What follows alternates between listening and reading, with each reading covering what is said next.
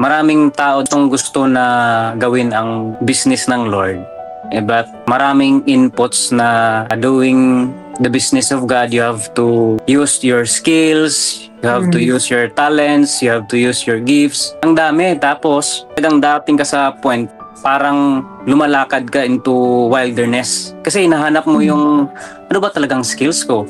Ano ba yung talents ko? Ano ba yung gifts ko? It boils down always doon sa loving the Lord with all your mind, loving the Lord with all your heart, loving the Lord with all your strength, loving the Lord with all your soul. Kasi doon yung pinaka foundation eh. Kasi loving your neighbor, paano mo mamahalin yung neighbor mo kung hindi mo mahal yung sarili mo? And then paano mo rin mamahalin yung sarili mo kung hindi mo mahal ang Lord?